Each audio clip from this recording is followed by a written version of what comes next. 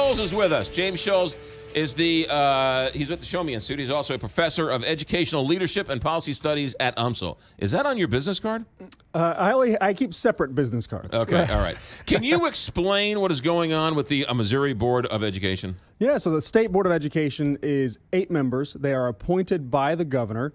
And the big controversy right now is that in a really short amount of time, the governor has been able to appoint 5 members of the board. Right. And the rumor has it that he is trying to oust the current commissioner, and there's been some maneuvering going on. He appointed some people, then removed some people after it turned out that they said they didn't want to remove the commissioner. Right. And so right now, it looks like the state board is going to be meeting, I think, tomorrow, and having a discussion about possibly removing the commissioner of education. Why can't the governor just fire the commissioner of education? Yeah, that's not the way it works in Missouri. Some states Why it is would that. Some states the commissioner is appointed directly by the governor. Some states the commissioner is elected. But in Missouri, we have the state board that chooses the commissioner, and the governor's only control over that is by who he appoints to serve on the state board of education. And what's the problem with the current chairman of the state? With the commissioner, depends on who you ask. Most people in education really like the commissioner. I've worked with her. I think she's a very nice person. I had her actually come lecture in my class before. I've never had a problem with her. Right. But I suppose that the governor has some ideas in mind that he wants to push. Does she want to have kids go to recess all day long? I mean, what's the philosophical difference here? I wish that she did. I like recess, Yeah. but no, I think that the governor has said that he wants to expand school choice. He wants to promote more education reforms that the education establishment, the education groups aren't really in line with, and I think that he wants to have his person in charge. And so the real issue here is that he's been able to do something in a very short amount of time, appoint a majority of the board, and seems to have a really clear idea of what he wants to do. He wants to oust the commissioner, and this has got education folks really up in arms about this. Does the commissioner have the power? How much power does the commissioner have to sort of, all of a sudden, can he wave a magic wand and all of a sudden we have school choice? No, that's the amazing thing to me is I really don't know what all the commissioner can do. I mean, most of this has to be approved by the legislature. I mean, almost any reform really has to be put through the legislature. Now, what the commissioner does have the ability to do is drive the accountability system. So the state board and DESE, the Department of Elementary and Secondary Education, Right. they develop the accountability system that says whether or not schools are accredited.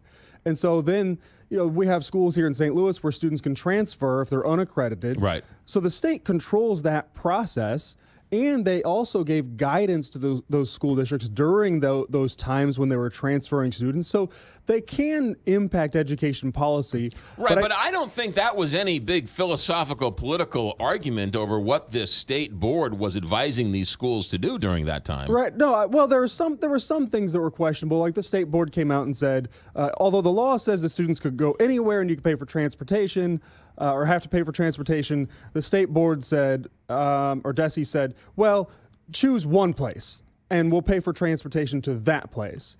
And so some people were concerned about that, whether or not that was against the law. Right. But you're right. I mean, I'm not entirely sure what all that the commissioner can do, but it's just the idea of having a reformer in that top position that I think has education folks really scared and nervous. What could happen? Because the governor has been very good about driving his agenda, I think, in a lot of areas. He has clear ideas, and I think that a lot of education folks are scared about that. But it has been interesting that he has appointed a couple of people to this board and said, sorry, I'm not going to fire the person in charge. They're doing a fine job. Right. So he appointed one person from, I think, Springfield, and then when they said they didn't want to do it, he withdrew them and appointed someone else.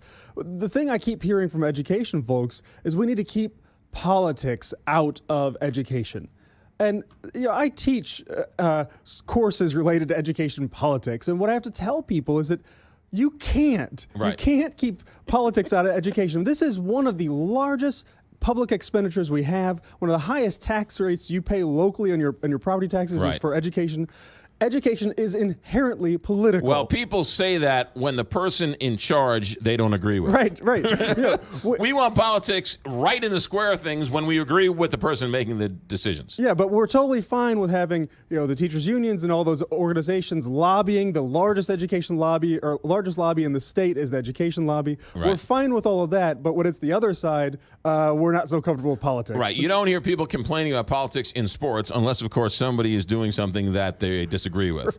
Get the politics out of this. We don't need politics. I'm watching a football game. Right. Yeah. Yeah. It's the same thing here. When you have a governor who's coming in saying he wants to reform various things, then you see the education groups getting a little nervous, right, and they're all coming out against this. So stay tuned. There could be news coming out of this today. Yeah, well, I think it's is it today or tomorrow? It's very soon. The state board is meeting, and the funny thing is we haven't really heard any definitive news from the governor on this. It's all been mostly speculation. So we'll have to wait and see what happens. I don't even know if. I think the governor lost his voice like 6 months ago. We haven't heard him say anything. I haven't even heard him say hi, how are you to anybody.